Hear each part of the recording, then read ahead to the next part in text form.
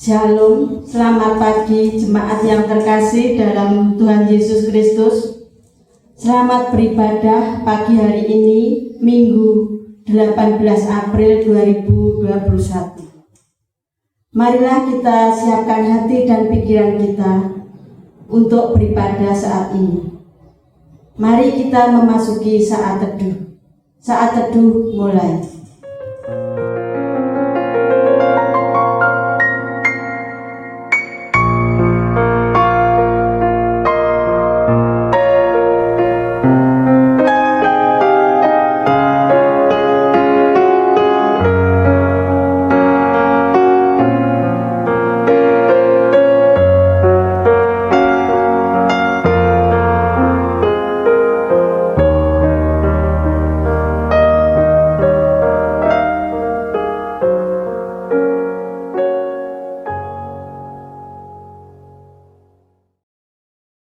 Jemaat yang terkasih dalam Yesus Kristus, marilah kita bangkit berdiri bersama-sama, memuji nama Tuhan dengan menyanyikan kidung jemaat 194 bait 1 sampai 2, Dikau yang bangkit maha mulia.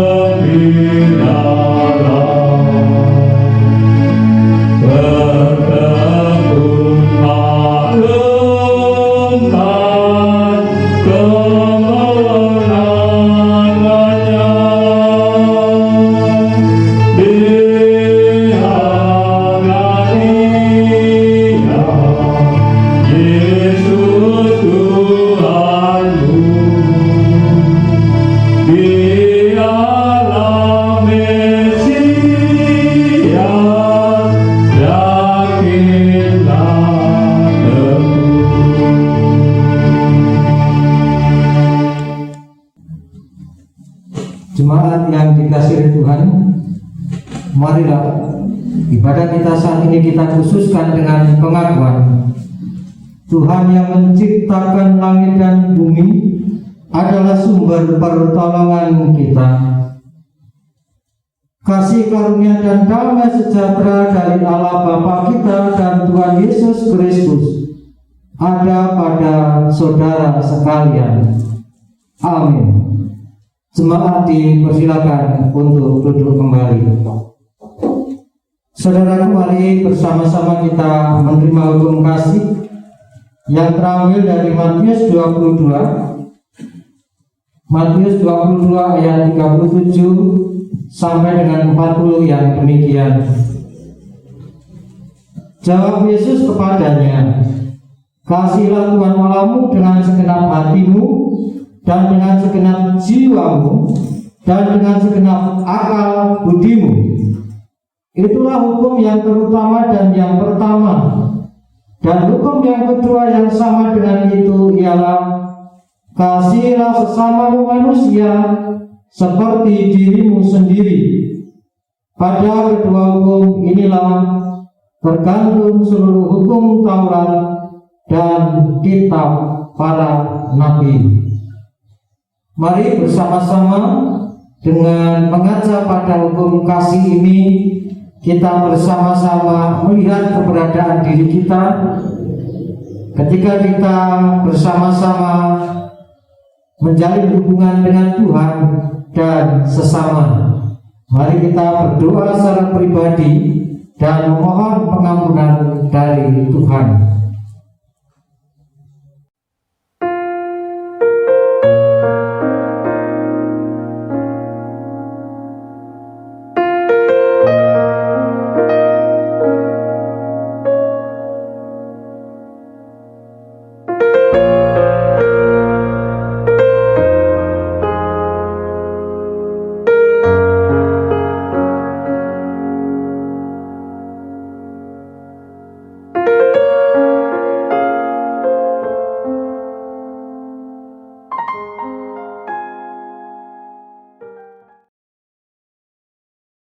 Saudaraku, mari kita menerima berita anugerah yang terambil dari 1 Yohanes 3. 1 Yohanes 3 ayat yang pertama bagian A. "Lihatlah betapa besarnya kasih yang dikaruniakan Bapa kepada kita, sehingga kita disebut anak-anak Allah. Dan memang kita adalah anak-anak Allah." Mari kita senantiasa bersyukur kepada Tuhan oleh karena kita telah menjadi anak-anaknya, di mana kita sebagai orang yang telah dikuduskan, disucikan, dan beroleh warisan kerajaan surga. Mari kita bersama-sama membulatkan tekad kita dengan menaikkan kidung jemaat 375. Kita nyanyikan 2 kali, "Saya mau ikut Yesus."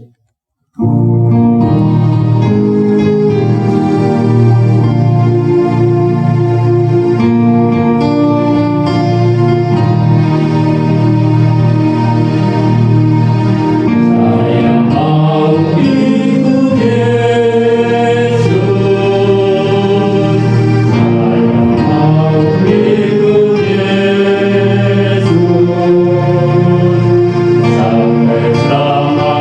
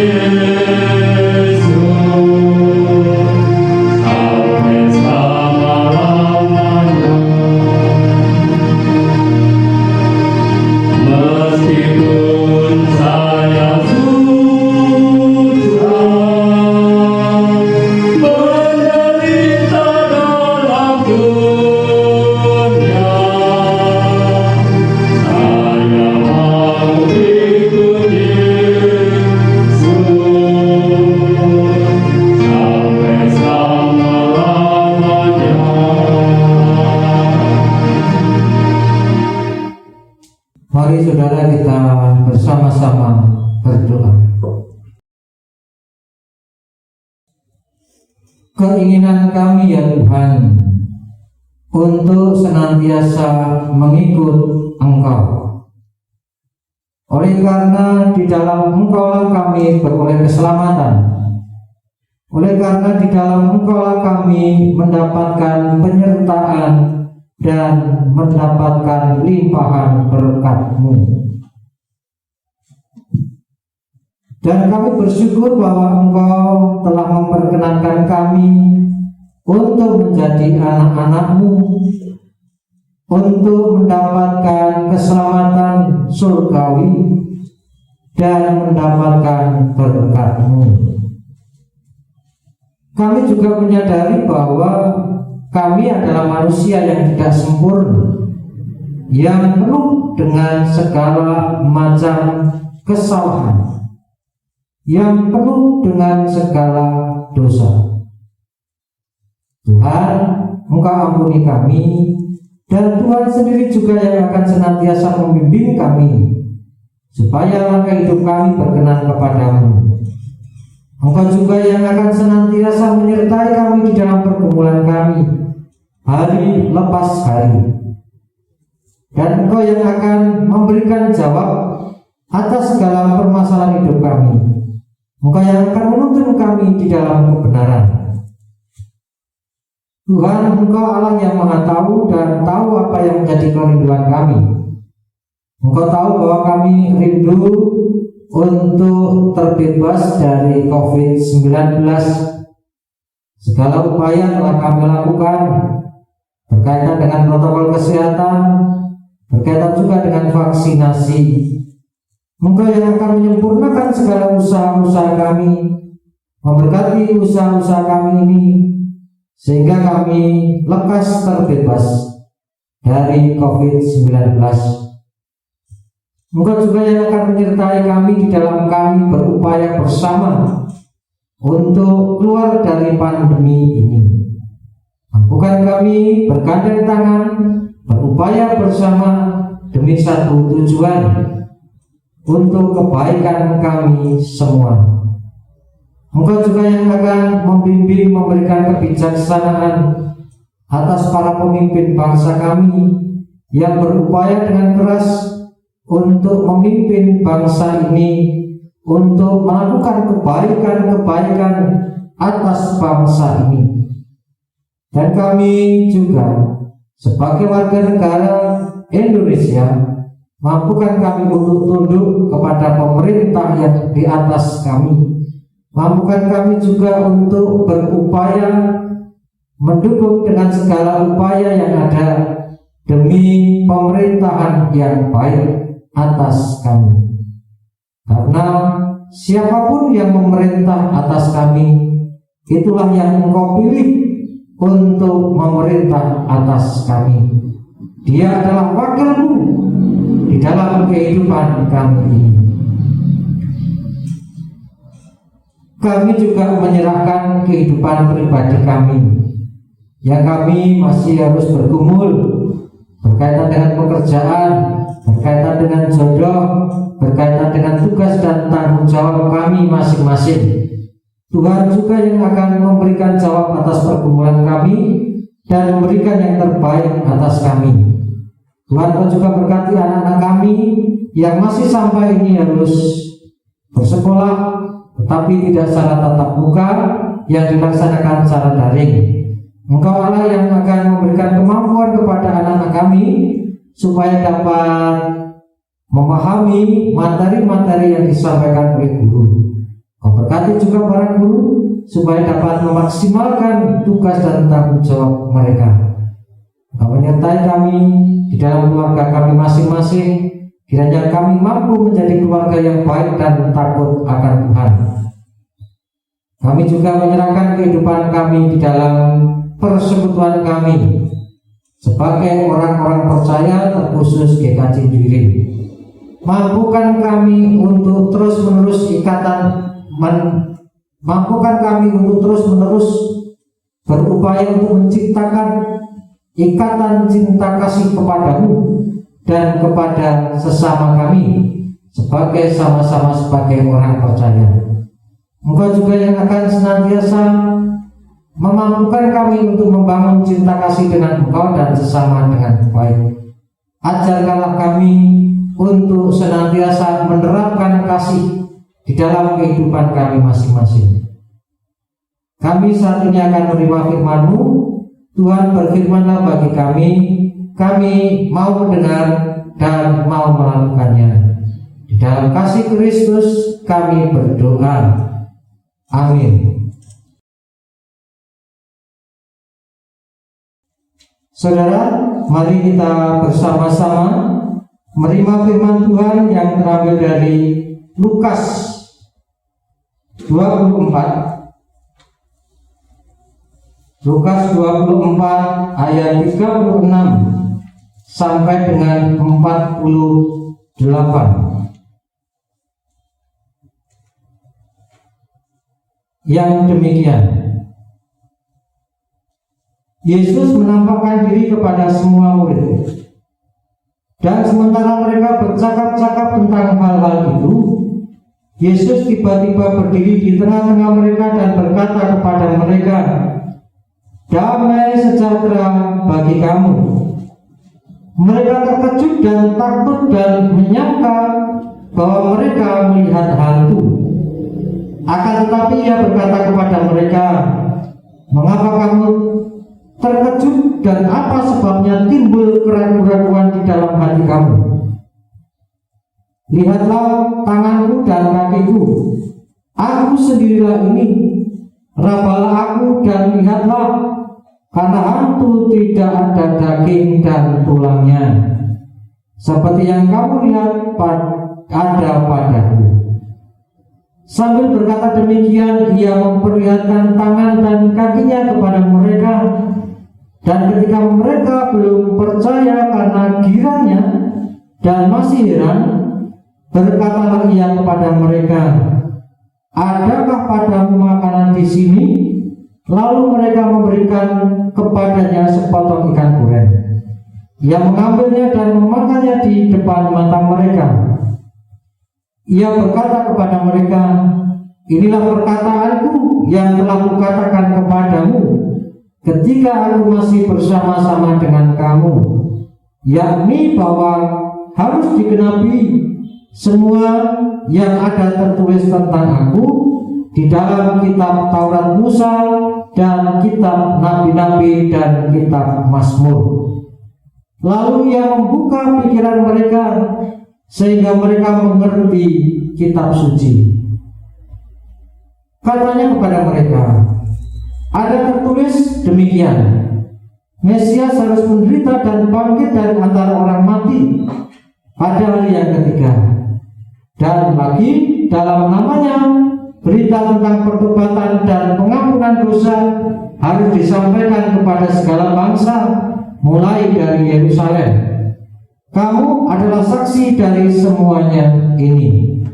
Berbahagialah setiap orang yang mendengar firman Tuhan dan memeliharanya." Haleluya.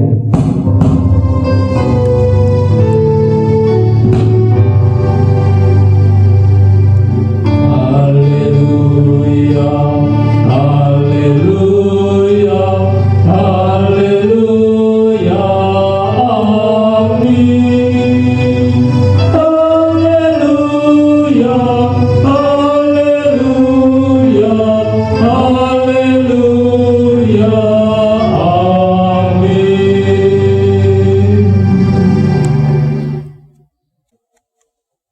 Saudara yang terkasih di dalam Yesus Kristus, selamat pagi. Shalom Aleichem. Saudara, pernahkah kita terkejut? Dan tentu saja kita pernah terkejut atau kaget terhadap sesuatu, baik sesuatu yang kita dengar ataupun yang kita lihat. Kadang kita merasa terkejut ketika kita mendengar sesuatu yang sebetulnya tidak kita harapkan atau tidak ingin kita dengar. Kita kadang-kadang terkejut melihat segala sesuatu yang kita juga tidak ingin melihatnya atau menyaksikannya. Perasaan terkejut itu muncul oleh karena ketidaksiapan kita ketika kita mendengar atau melihat sesuatu. Jadi karena kita tidak siap, makanya kita menjadi terkejut.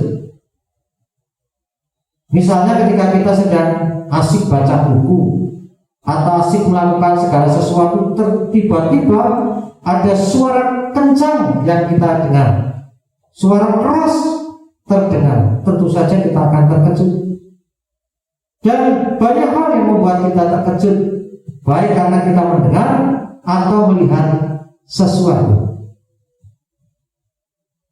Dan ini adalah respon yang wajar ketika kita terkejut karena ketidaksiapan kita dalam menerima apa yang kita dengar dan juga menerima apa yang kita lihat.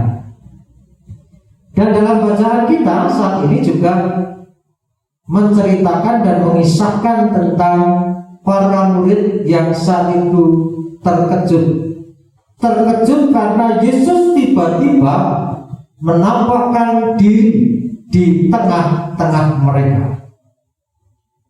Dalam bacaan kita dikatakan di sana bahwa ketika para murid sedang berkumpul di suatu rumah, mereka berkumpul oleh karena ketakutan-ketakutan yang dilanda, oleh karena mereka sedang mengalami sesuatu yang tidak mereka harapkan.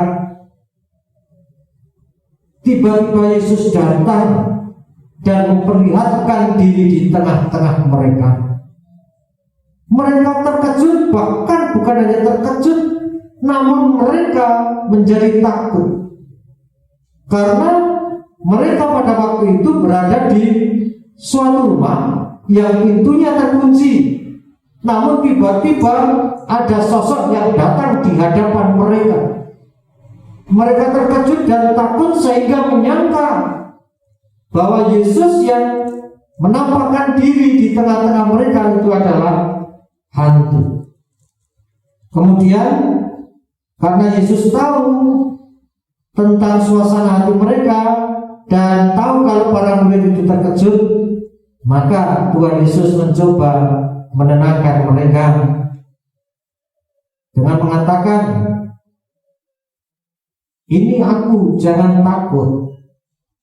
Kemudian untuk membuktikan bahwa itu Yesus pun meminta kepada para murid makanan untuk ia makan. Dan Yesus pun memakannya di hadapan para murid.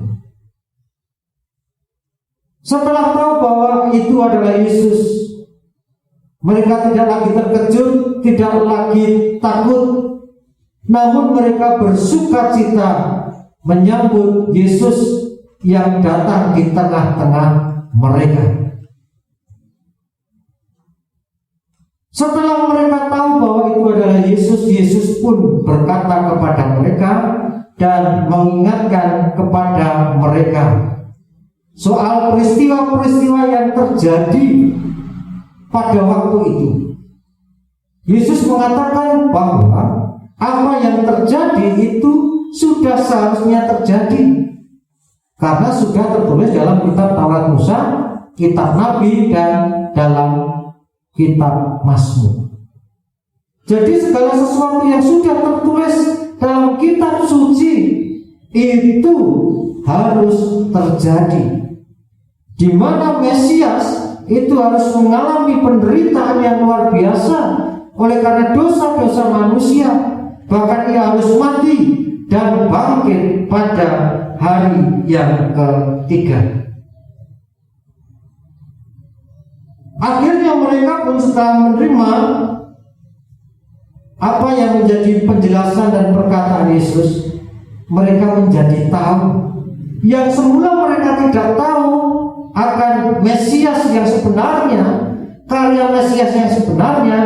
Kini mereka menjadi tahu bahwa memang Mesias harus mati, memang Mesias harus bangkit dari antara orang mati pada hari yang ketiga. Setelah itu Yesus berpesan kepada mereka bahwa mereka harus mau menjadi saksi akan kebangkitan Yesus Kristus. Dalam Kamus Besar Bahasa Indonesia, saksi itu diartikan ada 5 di sini. Yang pertama, saksi adalah orang yang melihat atau mengetahui sendiri suatu peristiwa atau kejadian.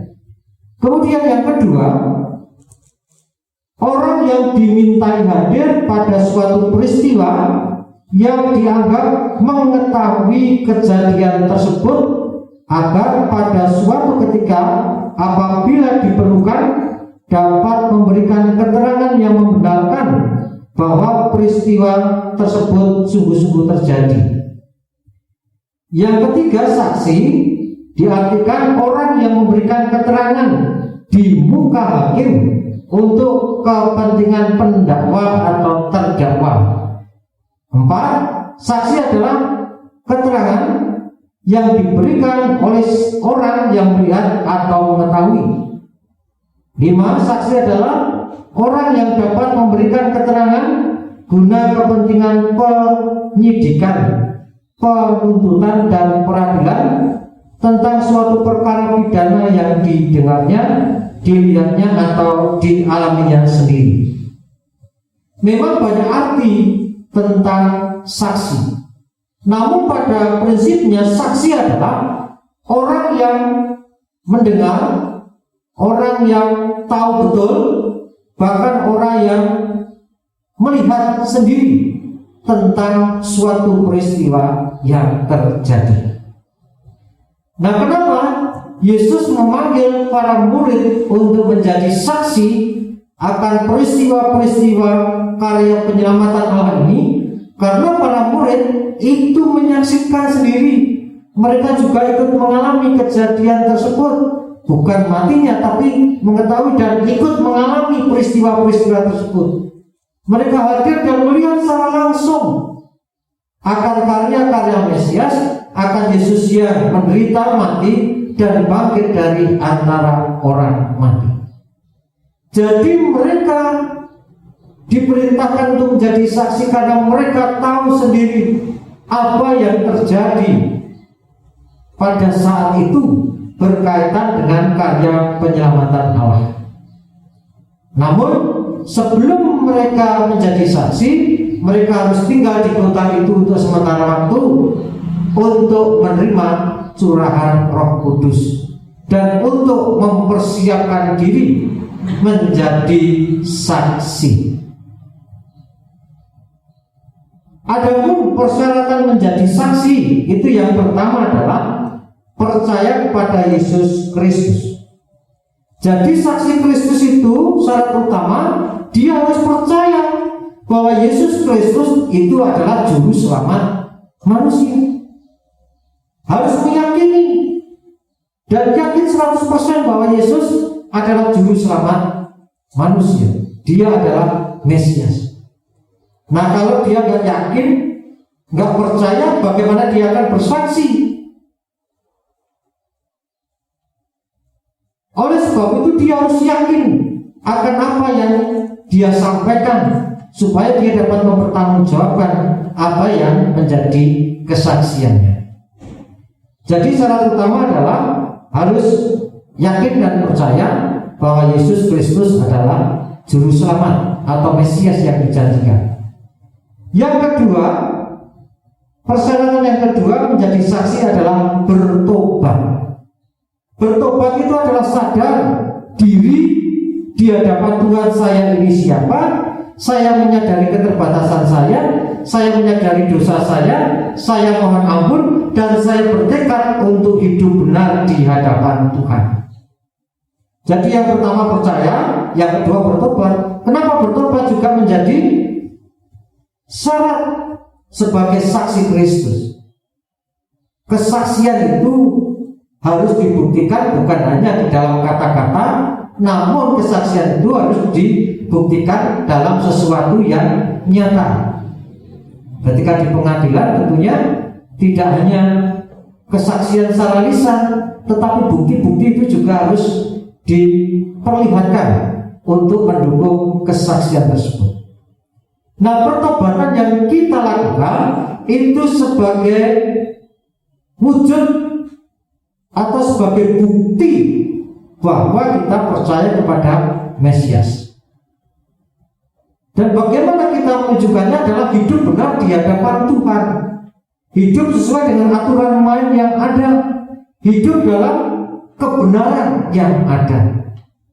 Jadi kalau kita mengatakan bersaksi Yesus Kristus itu juru selamat, aku telah diselamatkan, namun pada kenyataannya kita tidak dapat menunjukkan bahwa diri kita telah diselamatkan, kita masih hidup seenaknya saja, kita hidup dalam dosa, hidup dalam kejahatan, tentunya kesaksian kita akan disaksikan oleh banyak orang. Sehingga kita percaya, setelah kita percaya yakin 100% Yesus juru selamat, kita bersaksi dan menunjukkan bukti, ini loh aku sebagai orang yang telah diselamatkan. Hidupku ada perubahan. Aku yang tadinya hidup dalam dosa, kini hidup dalam kebenaran, hidup dalam tuntunan Tuhan. Bukan hanya para murid, para rasul saja, kita sebagai orang percaya ini juga disebut sebagai murid-murid Kristus. Oleh sebab itu, panggilan menjadi saksi yang untuk kita sebagai orang percaya juga dipanggil untuk menjadi saksi. Maka kita harus memenuhi persyaratan. Satu, harus yakin dan percaya Yesus Kristus itu Mesias, juru selamat manusia. Bagaimana kita bisa menjadi yakin dan percaya? Ya tentunya membangun kedekatan hubungan dengan Tuhan, senantiasa rindu haus firman Tuhan, tidak berhenti di dalam mencari firman Tuhan, menghayati dan memahaminya. Kemudian kita juga harus memenuhi syarat yang kedua. Hidup kita hidup yang benar. Hidup kita harus menjadi hidup untuk teladan bagi orang lain, hidup dalam kebenaran. Mari kita semua senantiasa menjadi saksi Kristus dengan menambahkan iman kepada diri kita dan juga menjadi teladan atas sesama kita. Tuhan Yesus memberkati. Amin.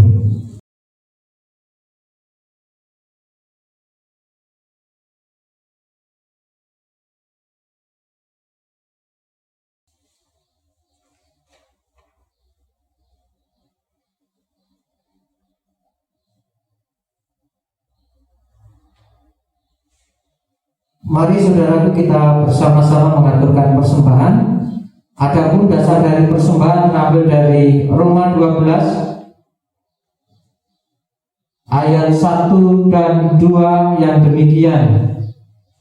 Karena itu saudara-saudara, demi kemurahan Allah aku menasihatkan kamu supaya kamu mempersembahkan tubuhmu sebagai persembahan yang hidup, yang kudus dan yang berkenan kepada Allah. Itu adalah ibadahmu yang sejati. Janganlah kamu menjadi serupa dengan dunia ini, tetapi berubahlah oleh pembaharuan budimu, sehingga kamu dapat membedakan manakah kehendak Allah, apa yang baik, yang berkenan kepada Allah, dan yang sempurna. Kita bersama-sama mengaturkan persembahan diiringi Kidung Jemaat 365C bait 1 dan 2, Tuhan ambil hidupku. Amen.